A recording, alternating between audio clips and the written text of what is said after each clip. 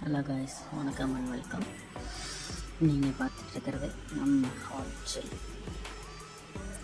இன்றைக்கி நம்ம யாரை பற்றி பார்க்க போகிறோம் அப்படின்னா, நம்ம ஆக்ட்ரஸ் சரண்யா பொன்வண்ணன் அவங்கள பற்றி தான் நம்ம பார்க்க போகிறோம்.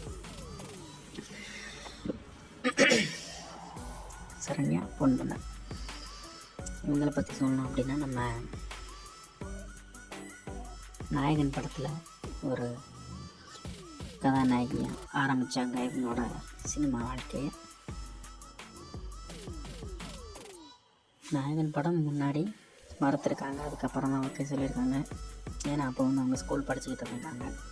ஸோ இப்போ எப்படி லக்ஷ்மி மேனன் அப்புறம் கீர்த்தி ஷெட்டி இவங்க எப்படி இப்போ வந்தாங்களோ, ஸோ அதே மாதிரி அவங்க அந்த காலத்தில் அப்படி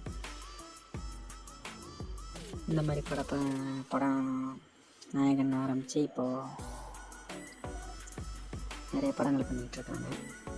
ஸோ ஆரம்பத்தில் வந்து இவங்க வந்து ஹீரோனியாக நடித்து இப்போ வந்து அம்மா கேரக்டர் அந்த மாதிரி பண்ணிகிட்ருக்காங்க. ஹீரோனியாக நடித்த படம் என்னமோ கம்மி தான்.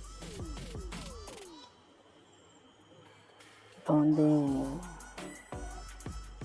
ஹீரோனியாக நடித்து நம்ம சினிமாவிலேயே நம்ம பொன்வண்ணன் அவரை வந்து திருமணம் செஞ்சுருக்காங்க. அவங்களுக்கு வந்து 2 பெண் குழந்தைகள் இருக்காங்க, பொண்ணுங்க, பெரிய பொண்ணுங்க இருக்காங்க. ஸோ இவங்க வந்து ஆக்டிங் மட்டும் இல்லை, ஒரு டிசைனரும் கூட, ஒரு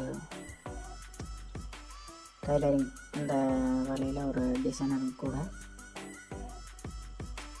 ஆக்டிங் கூட இவங்களுக்கு வந்து ஒரு டிசைனிங் வந்து ஒரு ரொம்ப ஒரு பிடிச்சமான ஒரு விஷயம். ஹீரோயின்லேருந்து எப்படி அம்மா கேரக்டருக்கு வந்தாங்க அப்படின்னா, நம்ம தென்மேற்கு பருவக்காட்சி அந்த படத்தில் தான் இவங்க வந்து முதலாக ஒரு ஹீரோவினுடைய தாயாராக நடிச்சிருக்காங்க, நம்ம விஜய் சேதுபதி நடித்த படத்தில்.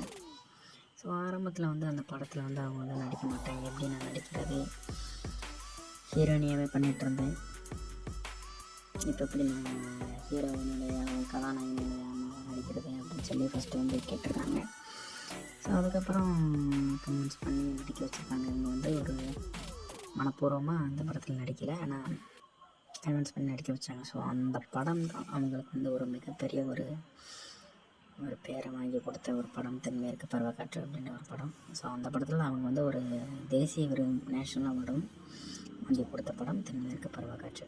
ஸோ அந்த படத்துக்கு அப்புறம் தான் தொடர்ந்து இவங்க வந்து நடிகைகளுக்கும் நடிகர்களுக்கும் அம்மாவான கதாபாத்திரங்கள் வந்து வந்துட்டுருக்காங்க. ஸோ அதுக்கப்புறம் பேசப்பட்ட படம் அப்படின்னா நிறையவே இருக்குது. குறிப்பாக வேலையில்லா பட்டதாரி அப்படின்ற படம் வந்து எங்களுக்கு வந்து இன்னும் ஒரு தமிழ் சினிமாவில் மட்டும் இல்லாமல் தெலுங்கு